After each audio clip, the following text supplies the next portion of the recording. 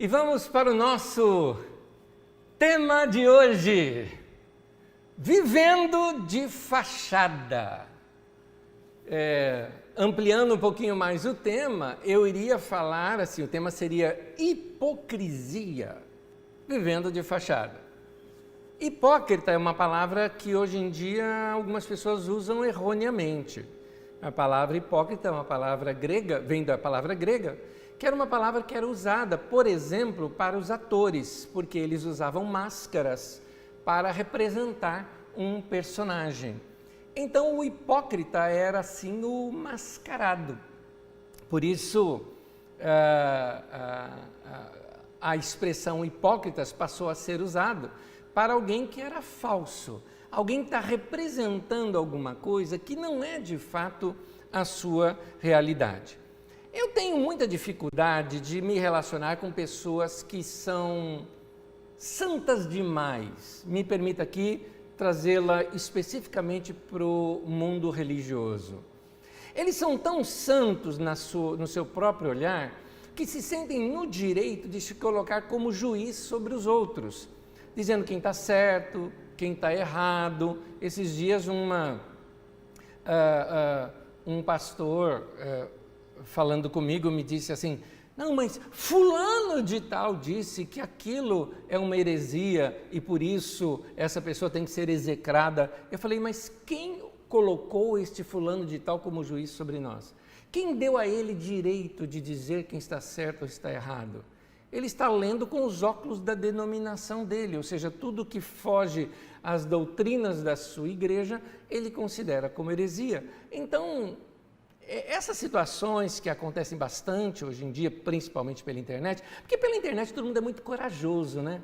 A maioria das pessoas falam na internet aquilo que eles não têm coragem de falar na cara da pessoa.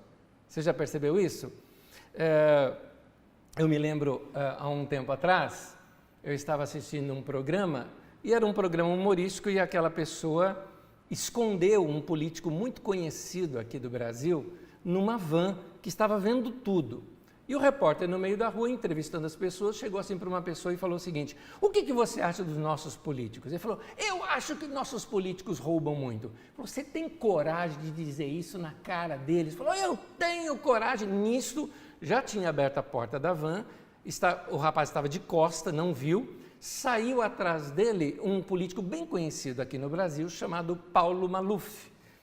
E o Paulo Maluf vem, para assim ao lado dele, fica olhando para ele, e aí o repórter fala: agora fala na cara dele aqui o que você tem que falar. E o rapaz ficou emocionado de ver o político, terminou aquilo tudo, na verdade, abraçado com o político. Para você ter uma ideia como são as pessoas, quando estão na distância, são violentos, falam, bradam, quando estão frente a frente, não têm essa mesma coragem. Por quê? Porque a internet deu força e deu poder para essas pessoas. Eu confesso que tem determinadas pessoas que eu acho que, ao falarem essas coisas, são tão falsas que, assim, você sai com gosto de plástico na boca, sabe? Eu gosto dessa expressão. Essa expressão é do meu amigo Silas Antônio, ele que citou essa expressão uma vez. Você sai com gosto de plástico na boca, porque você vê que aquilo não é verdadeiro que a pessoa está falando. Eu prefiro pessoas simples, pessoas honestas, pessoas abertas, pessoas reais, pessoas que sabem reconhecer o seu erro, que não se escondem atrás de uma máscara da sua fé, ou de sua posição, ou da sua categoria eclesial, né? Ou seja, eu sou presbítero, eu sou diácono, eu sou pastor, eu sou bispo. Esses títulos que não valem nada, não é? Existem as funções no corpo de Cristo. A função no corpo de Cristo ela é importante. A Bíblia cita isso como função, mas não como título, porque nós somos todos iguais. Nós somos todos pecadores que fomos salvos pela graça de Deus. Nós somos todos uns desgraçados sem a graça de Deus. Mas graças a Deus que a graça de Deus nos alcançou. Eu prefiro gente com quem a gente consegue ter comunhão, porque comunhão A palavra comunhão vem de ter algo em comum, alguma coisa com a qual a gente possa se relacionar. E é muito mais fácil ter comunhão com uma pessoa que se pareça mais humano, porque como é que você vai ter comunhão com um super-herói? Não dá para ter comunhão com um super-herói. Portanto, enquanto os super-heróis ficarem escondidos atrás de suas capas e máscaras, nós não vamos poder desenvolver uma boa comunhão. Por que estou falando isso hoje? Porque hoje é dia de nós partirmos a ceia do Senhor. E na ceia nos mostra essa questão da comunhão, a comunhão que nós temos em Cristo. Vamos lembrar da obra de Jesus ali na cruz, no qual de todos os povos fez um. Então, Jesus nos uniu na cruz, Ele nos colocou num só corpo. É importante nós sabermos que nós temos defeitos e problemas, todos nós temos. E é mais gostoso se relacionar com pessoas que mostram a sua fraqueza, não é? Não tenha medo de mostrar a sua fraqueza. Aliás, num relacionamento é preciso abrir nossas fraquezas. Um relacionamento, ele é forte quando eu posso ser fraco e a outra pessoa não se decepcionar comigo. E isso que eu estou te falando funciona para qualquer relacionamento. Funciona para amizades. Você se torna muito mais amigo de uma pessoa quando a pessoa se desabafa com você, por exemplo.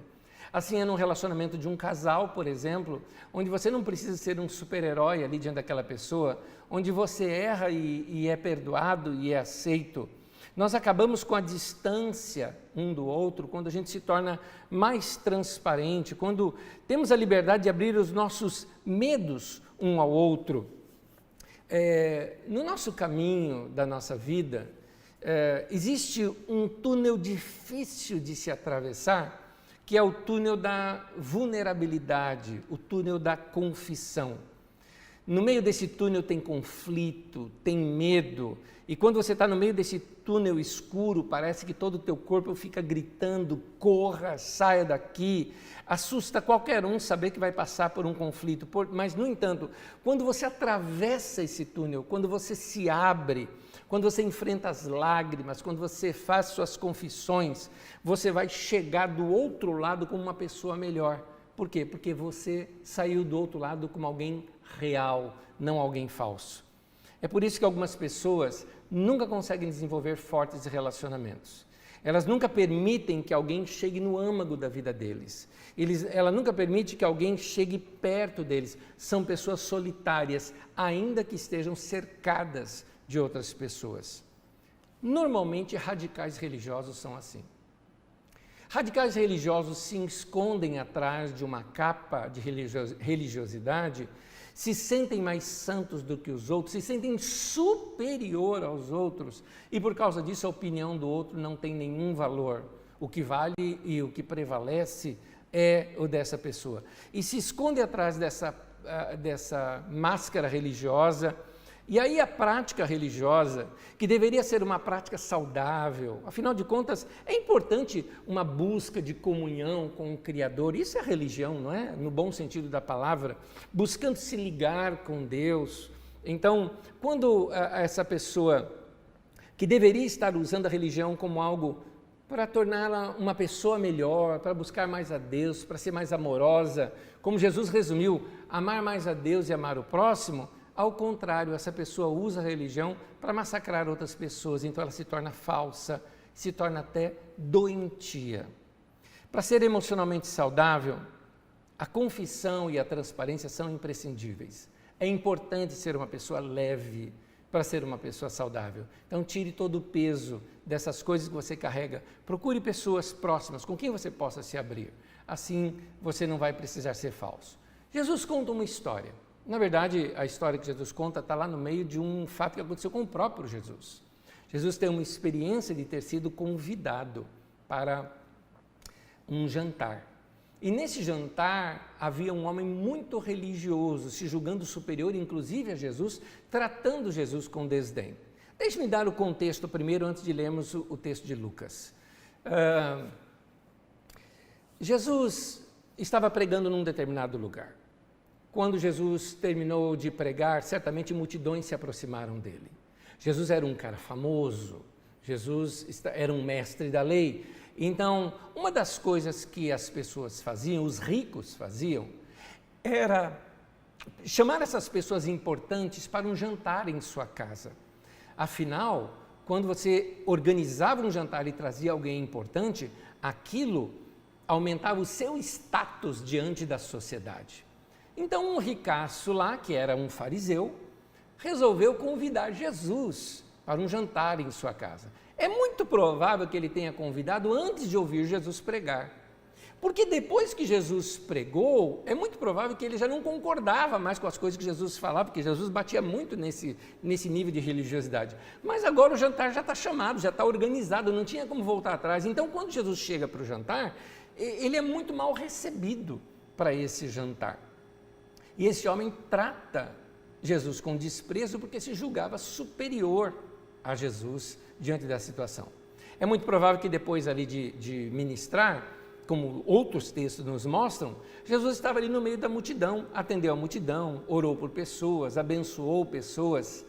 E no meio disso tudo, deve ter tido uma conversa com uma prostituta da cidade, porque vários textos da Bíblia Sagrada mostram que tanto publicanos como prostitutas paravam para ouvir Jesus. Uma delas se sente banhada pelo amor de Deus.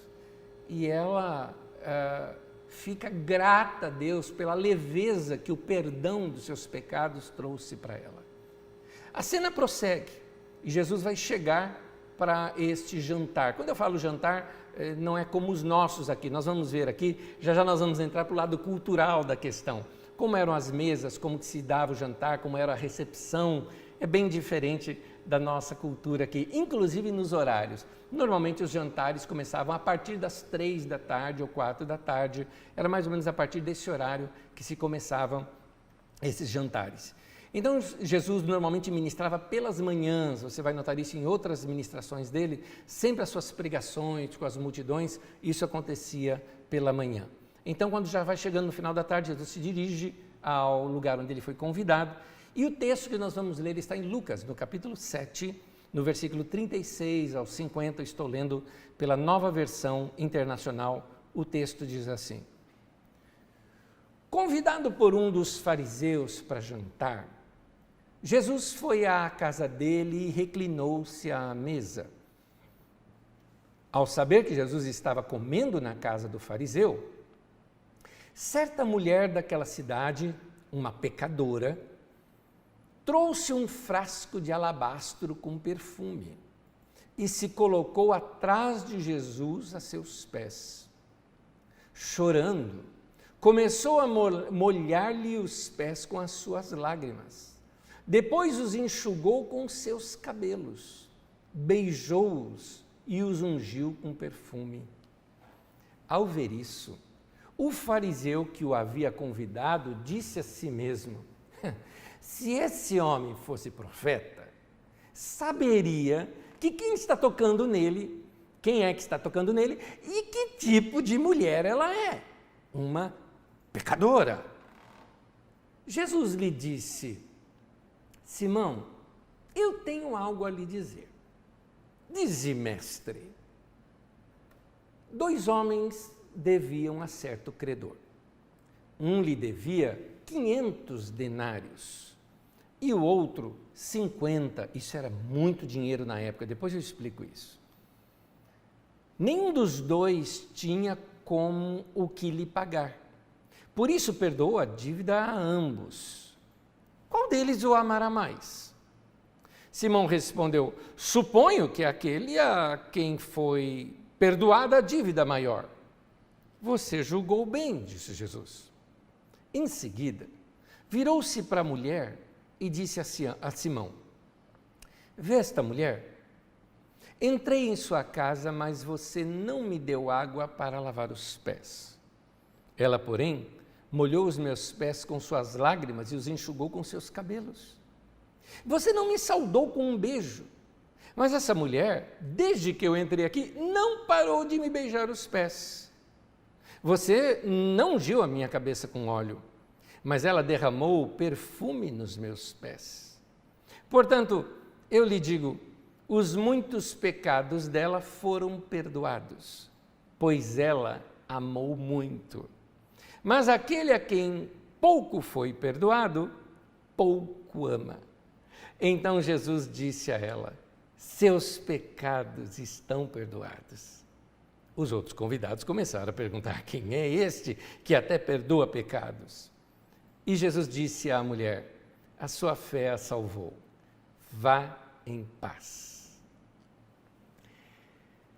O motivo daquela reunião era que os homens ricos fazem isso. Eles promovem debates, conferências, procurando juntar as pessoas, porque isso aumentava a sua credibilidade diante do povo, como se fosse assim.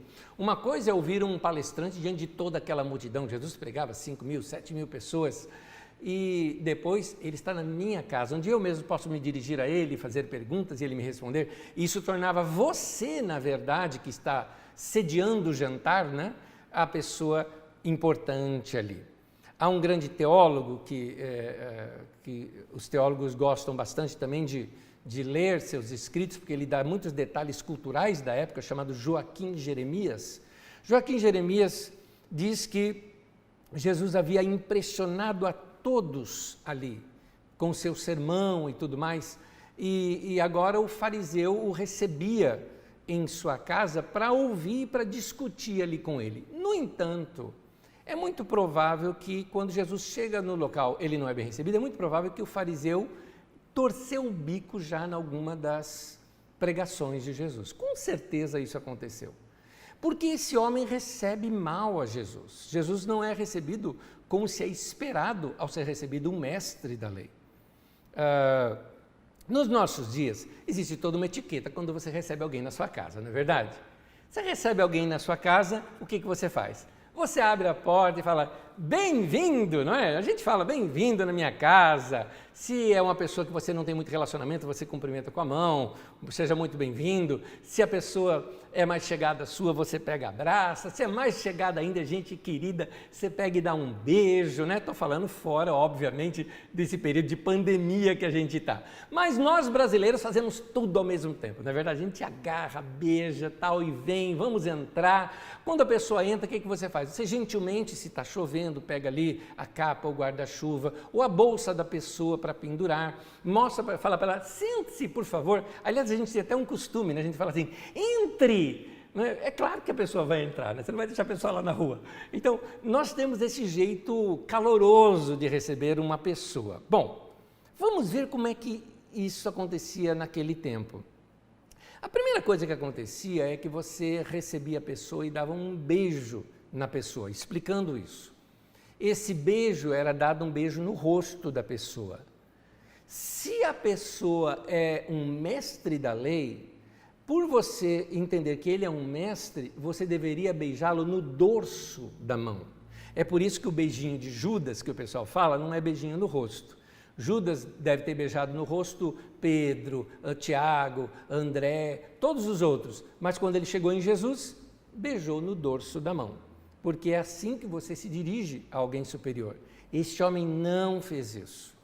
Uma outra coisa que se faz é que você indica um lugar de honra para a pessoa sentar. Porque tem o lugar certo em cada uma das posições da mesa. E outra coisa que se faz é que se lava os pés da pessoa e ainda se aplica um óleo aromático. E algumas vezes até com esse óleo aromático se ungia também os seus cabelos. Eu vou mostrar uma figura aqui para vocês agora de um jantar, para vocês terem uma ideia que é bem diferente do nosso. Essa figura que vocês estão vendo, tem alguns erros aqui nessa figura, ok? Primeiro, esse é um jantar romano, não é o jantar judaico, portanto, com menos cores aí e não tão chique assim. A posição que as pessoas estão sentadas está quase que correta. A única diferença é que você vê ali o homem levando a mão esquerda para pegar uma fruta ou algo ali, um alimento, e não é, sempre com a mão direita, você se apoia sobre a esquerda e faz com a direita. Um outro erro também é que as pessoas aí estão de sandálias, e você nunca ficava num lugar assim com as sandálias, você ficava sem elas. Então a pessoa vinha por trás e com uma bacia rasa, ela vinha e lavava ali os seus pés. Tem uma outra figura que eu quero lhes mostrar, essa figura exemplifica um pouco mais, essa está um pouquinho melhor, porque de fato os servos ficam ao redor da mesa, aumente-se bastante o número de servos, e um servo também ali no meio da mesa, servindo as pessoas. Como você vê, os pés da pessoa ficam para trás, possibilitando com que a pessoa lave os pés, como nesta figura pintada. Esse é um quadro, onde nós vemos aí a mulher que se achega por detrás de Jesus para lavar-lhe os seus pés. Então, quando os servos se aglomeravam, porque assim, quando chegavam as pessoas, vários servos chegavam para se aglomerar. Uma das coisas também que eles erraram na recepção é o seguinte: quando um rabi, ou seja, um mestre da lei, como era Jesus, chegava numa casa, ele deveria ser recebido por todos os filhos homens daquela casa, que viriam e cada um o receberia. Finalmente, o anfitrião lhe beijaria o dorso da mão e o acompanharia até o seu local de honra, fazendo sinal para os servos virem já para lavarem ali os seus pés. O homem não faz nada disso. Um outro detalhe também nesses jantares, todos esses que você viu em lugar fechado, porque os nossos jantares são realizados em salas. Os jantares ali normalmente eram realizados em lugares abertos, apenas com uma cobertura por cima. Era muito comum que pessoas do vilarejo vinham para observar o jantar. Eu sei que é estranho para nós ocidentais, você está comendo e as pessoas todas olhando você comer, só que dentro daquela cultura, isso era uma honra que as pessoas, os vizinhos prestavam para o dono da casa, dizendo: é muito bonito tudo isso e compartilhamos da sua alegria, né, de estar recebendo pessoas tão ilustres na sua casa. Ora, com tantos servos ali ao redor, com tantas pessoas ali ao redor, certamente esta mulher penetrou também no meio desta reunião, que ela era uma prostituta na cidade, e ela, vendo que o fariseu desprezou Jesus, tratou Jesus como alguém de somenos. Por exemplo, ele se julgava superior a Jesus, tanto que alguns fariseus falaram: ele é da Galileia, já viu algum profeta que saiu da Galileia? Não é? E então eles desprezavam demais a Jesus. E essa mulher condoída: como é que podem fazer isso com o meu mestre? Como é que podem fazer isso com um homem como esse? Ele não merece esse tipo de tratamento. É muito provável que ela já começou a chorar ali. Não aguentando, ela mesma chorou sobre os pés dele, assim, passou, massageou, enxugou com seus próprios cabelos, que não tinha ali o paninho, porque normalmente as pessoas tinham uma bacia rasa que eles chegavam, colocavam água e ali lavava e passava o óleo aromático. Então o que ela faz? Ela pega um perfume que as prostitutas costumavam deixar no meio dos seios, num vidrinho muito pequenininho, onde ela deixava ali para perfumar o seu próprio corpo, né? E também para ser atraente àquele momento. Ela pega isso que era caríssimo e ela pega e despeja tudo aquilo ali nos pés de Jesus, aromatizando ali, né? Perfumando a Jesus e fazendo as honras para com Jesus. Porque era isso que se fazia um mestre. Essa mulher, o texto de Lucas, capítulo 7, versículo 37, numa tradução árabe, diz assim: e uma mulher que era pecadora na cidade. É interessante isso, porque ela se condói com essa ação que foi feita contra Jesus, e o ato dela contraria o de Simão. Quando Simão não saudou Jesus como devia saudar e o tratou como sendo de uma classe inferior, ela, ao derramar o perfume sobre ele, ela o tratou como se ele fosse um nobre. Foi isso o que ela fez. Agora, qual é a reação do Simão? O Simão ficou assim escandalizado com aquele momento. Ele falou: o que é isso? Uma mulher, assim, num jantar que eu faço para levantar a minha moral, vamos dizer assim, na cidade, uma prostituta da cidade penetra aqui nessa reunião e faz um vexame desse. Esse cara não deve ser profeta, não, porque se ele fosse profeta, ele saberia que essa mulher é uma prostituta, porque o fariseu não permitia que uma pessoa pecadora sequer tocasse, esbarrasse nele. Se esbarrasse, ele chegaria em casa e queimaria sua roupa, para você ter uma ideia. E ele fala, uma mulher desse nível lavando os pés dele, ele fica assim indignado com aquilo. Então ele rebaixa ainda mais Jesus e juntamente com ele aquela mulher. Lucas 7,39 diz assim, ao ver isto, o fariseu que o havia convidado disse a si mesmo, se este homem fosse profeta, saberia que quem é que nele está tocando e que tipo de mulher ela é, uma pecadora. Nesse momento, o fariseu despreza ainda mais a Jesus. E no desenrolar da história, como eu mesmo já anunciei logo no começo, na introdução, dá a entender que Jesus já sabia quem ela era. É muito provável que depois de Jesus ter pregado ali para a multidão toda, já tenha conversado com ela, porque ela já aparece ali como uma mulher arrependida, como uma mulher que está grata a Deus pelo perdão dos seus pecados. E para Jesus foi perdoado os pecados, ela tem que ser tratada como qualquer outra pessoa, porque ele não tratava as pessoas de modo diferente. Os pecadores poderiam se achegar a ele recebia a todos.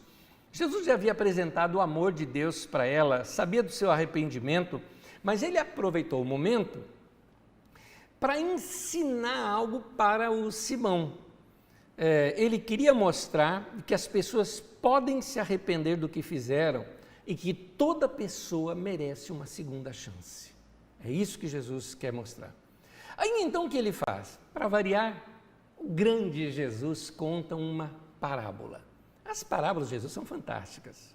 E essa é mais uma delas que ele pega de surpresa ali, não só a Simão, como a todos os ouvintes. Lucas 7, versículo 41 e 42, a parábola diz assim, 2 homens deviam, note que estão aqui algumas palavras um pouco destacadas, que são importantes para nós compreendermos o texto. 2 homens deviam a certo credor. Um lhe devia 500 denários e o outro 50. Nenhum dos dois tinha como lhe pagar, por isso perdoou a dívida de ambos. Deixa eu contar aqui 2 coisas aqui do texto para vocês. Primeiro, esse dinheiro é muito alto. 1 denário era o trabalho de um dia inteiro de trabalho de um trabalhador braçal. Deixa eu explicar, as pessoas lá não eram assalariados como nós, que você ganha mensalmente. Você tinha que sair na rua procurando bico. Quer uma ajudinha aí? Quer uma ajudinha aí? Você saía logo cedo. Porque às vezes você era contratado já no final da tarde, você iria ganhar proporcional ao que você trabalhou dali até o pôr do sol. Somente se você trabalhasse desde pela manhã até o pôr do sol, é que você ganharia 1 denário. E talvez você conseguiria um trabalho como esse, talvez 1, 2 bicos desse na semana, 3 no máximo. Aquela semana muito boa, você conseguiria uns 3 desse para recolher alguma coisa, para carpir, para coletar frutas ou coisa parecida. Isso, agora, imagina juntar 50 desses para pagar. E para juntar 500 para pagar. Então, em outras palavras, 500 denários era uma dívida que não dava para pagar. Não dava para pagar. Mas era dívida também como a de 50 denários, que até era possível, com muito esforço, se pagar. Mas tanto uma quanto outra eram dívidas. Jesus usa então a expressão 2 homens deviam, e mais adiante diz perdoou a dívida. Mas aqui tem um detalhe. Jesus proferiu essas palavras em aramaico. A língua grega na qual foi escrito o Novo Testamento, assim como a nossa língua portuguesa, tem 2 palavras para a palavra usada em aramaico. A palavra usada em aramaico, ela tanto pode ser traduzida como pecado, como ela pode ser traduzida como dívida. Não existem essas 2 palavras em aramaico, existe uma só. Portanto, quando em aramaico está se falando dívida ou está falando pecado, se usa a mesma palavra. Na língua grega, que eles estavam escrevendo o Novo Testamento na língua grega, como Mateus fez e como Lucas fez, eles tinham que optar. Eu traduzo aqui como pecado ou como dívida. E sabe onde que isso aparece? Aparece na nossa conhecida oração do Pai Nosso. Na oração do Pai Nosso, que todo mundo reza, vamos dizer assim, é aquela de Mateus. E em Mateus diz assim, Mateus 6,12, perdoa as nossas dívidas, assim como perdoamos aos nossos devedores. Esse texto poderia ser traduzido: perdoa os nossos pecados, assim como nós perdoamos os que pecaram contra nós. Nota que aqui o texto não está falando de dinheiro. Muitas pessoas pensam que perdoar os nossos devedores é só perdoar dívidas financeiras. Mas não é. São aquelas pessoas que te ofenderam, são aquelas pessoas que machucaram você, são aquelas pessoas que traíram você, são aquelas pessoas que falaram mal de você. Você tem que perdoá-las. E ele diz, perdoa as nossas ofensas, porque a gente também fez isso com Deus, a gente também ofende a Deus com as nossas atitudes. Então, perdoe as nossas ofensas, assim como nós perdoamos os que nos ofenderam. Lá em Lucas 11, olha como é que está traduzido. Perdoa os nossos pecados, pois também perdoamos a todos os que nos devem. Note que Lucas pegou e usou as duas palavras com traduções diferentes, duas palavras em grego, daquela única palavra em aramaico. Então Jesus estabelece, por que eu estou dizendo isso? Porque Jesus estabelece uma relação entre o pecado da pecadora e a dívida de Simão para com ele, a ofensa de Simão para com ele. Por isso que Jesus começa a parábola assim, eram dois devedores, ou seja, eram dois pecadores. Um devia bastante, que é a mulher. Outro devia pouco, que é o religioso. Mas ambos deviam. E foi perdoada a sua dívida. E aí, quando é perdoado, Jesus prossegue, Lucas 7,42. Qual deles o amará mais? Simão respondeu, suponho que foi uma saída, assim, ele estava engasgado, ele percebeu que ele foi pego. Suponho que aquele a quem foi perdoada a dívida maior. Você julgou bem, Jesus. Eu não vou dizer que ele foi cínico aqui, mas ele foi ótimo nessa. Você julgou bem, disse Jesus. Gente, Jesus era incrível. Jesus, ele usou aqui, ele fez o homem chegar na conclusão que ele queria que o homem chegasse. Jesus usou uma técnica socrática aqui, não é? A sabedoria de Jesus aqui foi incrível. E o cara percebeu que estava encurralado, você vê isso na resposta dele. Suponho que, né, assim, ele não queria responder aquilo, ele percebeu que foi pego. E aí Jesus arremata, Lucas 7,44. Em seguida, Jesus virou-se para a mulher e disse a Simão. Nota um detalhe aqui no texto, que Jesus, ele não está jogando na cara do Simão. Quando a gente lê esse texto, não leia como se Jesus falando um monte para Simão, nada disso. Sabe o que Jesus fez? Jesus se virou para a mulher e falou com Simão, Simão, mas olhando para a mulher. Por quê? Ele estava valorizando aquela mulher no meio daquele bando de machista que estavam jogando aquela mulher no buraco. Olha só, vamos ver o texto. Em seguida, virou-se para a mulher e disse a Simão, vê essa mulher? Eu entrei em sua casa, na sua, Simão. Mas você não me deu água para lavar os pés. Ela, porém, molhou os meus pés com as suas lágrimas e os enxugou com seus cabelos. Você não me saudou com um beijo, mas essa mulher, desde que entrei aqui, não parou de beijar os meus pés. Você não ungiu a minha cabeça com óleo, mas ela derramou perfume e nos meus pés. Portanto, eu lhe digo, os muitos pecados delas foram perdoados, pois ela amou muito. Mas aquele a quem pouco foi perdoado, pouco ama. Então Jesus disse a ela, seus pecados estão perdoados. Os outros convidados começaram a perguntar, quem é esse que perdoa pecados? Jesus disse à mulher, Jesus nem ligou para o que o pessoal estava falando, disse à mulher, tua fé a salvou, vá em paz. Jesus, no meio dessa sociedade machista, ele defende aquela mulher. Jesus não foi ali mal educado com o Simão, ele se voltou para a mulher que estava falando com a mulher. E o tom dele era de gentileza, de gratidão, de louvor para aquela mulher. Ele estava engrandecendo aquela mulher na frente de todos, inclusive dizendo nas entrelinhas para o Simão, Simão, não se preocupe em não ter me recebido como um mestre na sua casa. Ela fez as honras da casa. É isso que Jesus está querendo dizer. Então, Jesus, na construção do texto grego, dá para entender que ela agiu assim pelo que Deus já havia feito com ela. Ela já estava perdoada quando veio ali. Ali era somente uma demonstração do amor, do reconhecimento, da gratidão que ela tinha por Jesus, por ter apresentado ali o quanto Deus a amava. E Jesus está mostrando para aquela mulher que ela não era uma pecadora impura, mas ela era uma mulher perdoada. Alguém que tinha consciência agora da graça de Deus na vida dela. Jesus dá uma lição para o Simão, dizendo assim: Simão, essa mulher, ela tem consciência dos pecados dela.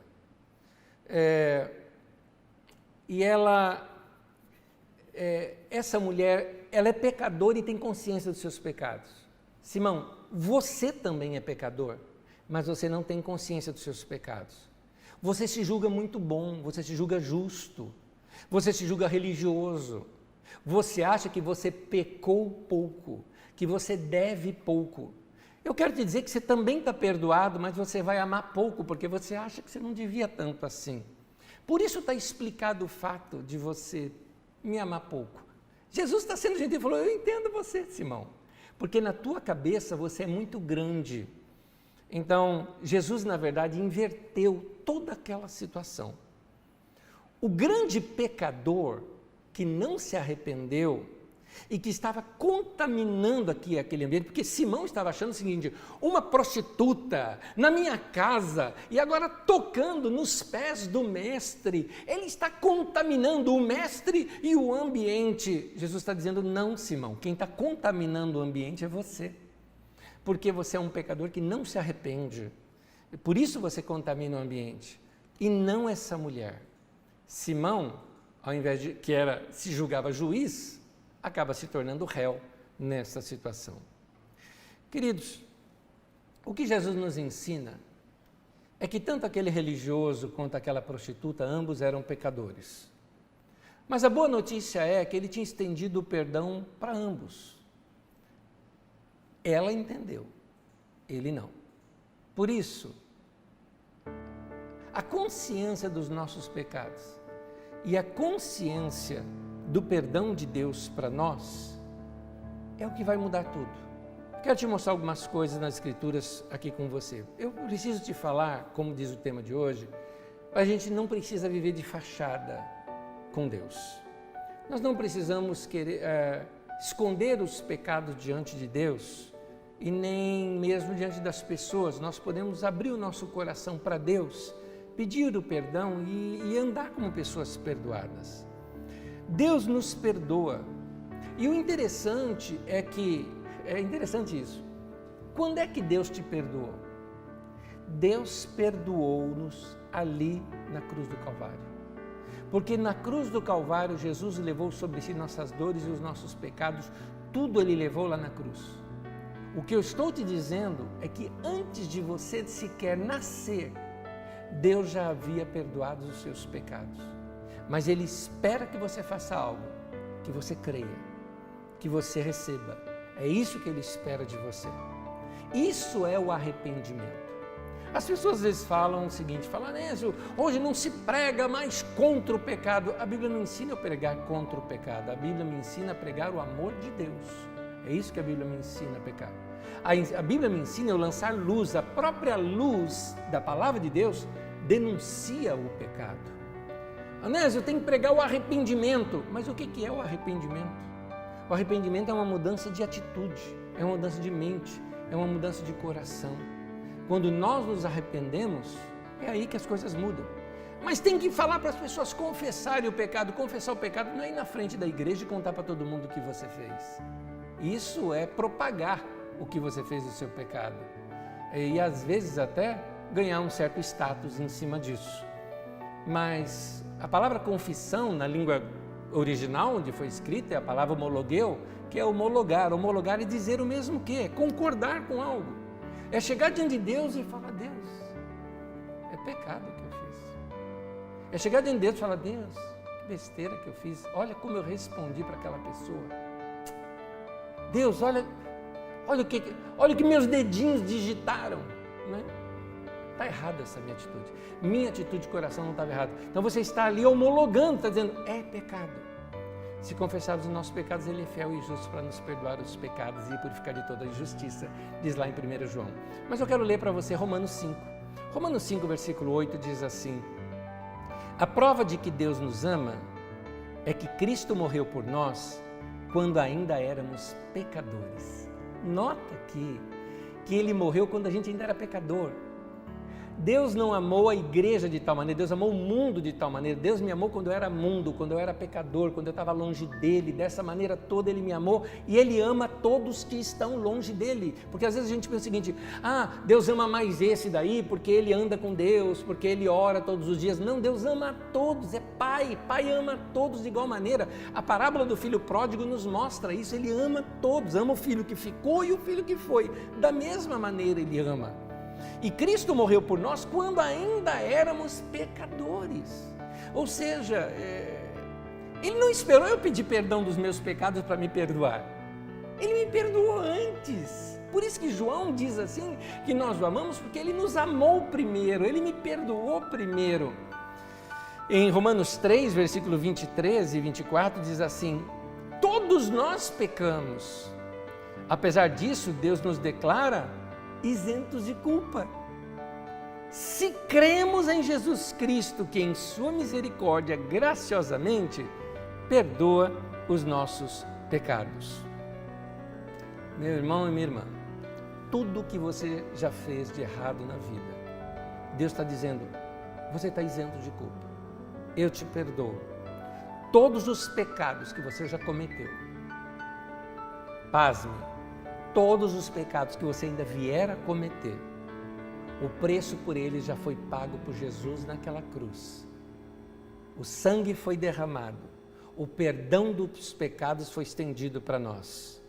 Só o que você precisa fazer é acreditar e aceitar esse perdão de Deus. Anésio, mas isso é bom demais para ser verdade. Bom demais, boas novas, evangelho. A palavra evangelho é boas notícias, ou como diz no nascimento de Jesus, boas novas de alegria, boas notícias de alegria. Então, você precisa acreditar e aceitar o perdão e receber que o que Jesus fez por nós ali na cruz, onde Ele pagou todos os nossos pecados, meu querido, é simples assim, aceite. Mas não é aceite de qualquer jeito. Essa mulher, tão emocionada, chegou ao ponto de chorar. Quem aceita um perdão, quem se sente perdoado, como Jesus disse, quando você tem consciência do que você fez, vai determinar o tanto que você vai amar a Deus. Se você tem consciência do bicho ruim que você era, ou que você é nesse momento, e entender que Deus te aceita da mesma maneira e te perdoa, você vai passá-lo a amar muito mais, que é o que Jesus disse, quem muito é perdoado, muito se ama, essa pessoa passa a amar mais. Meu querido, é assim que a culpa é removida do nosso coração, aceite o perdão de Deus. Deus te perdoou, a Bíblia mesmo, no texto que nós lemos lá em Romanos, diz, Deus nos declara, coloca de novo o texto para mim, de Romanos 3, 23, todos nós pecamos e apesar disso, Deus nos declara o quê? Isentos de culpa. É assim que você se livra da culpa. É assim que a culpa é removida. Nenhum psicólogo, nenhum pastor pode remover a sua culpa, mas o Criador do universo sim. E Ele tem poder para lhe perdoar. E Ele te perdoou ali através de Jesus. Eu não sei tudo que você tem feito na vida, meu querido. Na verdade não importa, porque o que importa é o seguinte, o perdão de Deus não se baseia na quantia de coisas erradas que você cometeu, mas no quanto Deus é bom. Ou seja, não importa o que você tem feito, mas o que importa é o que Cristo fez por você. O que Jesus fez por você. Grava bem isso, porque Ele nos perdoou todos os nossos pecados. Quando Deus nos perdoa, Ele perdoa completamente. Ele perdoa os seus pecados, lança-os no fundo do mar. E ali ele coloca uma placa dizendo assim: proibido pescar. Não vá pescar aquelas coisas do passado.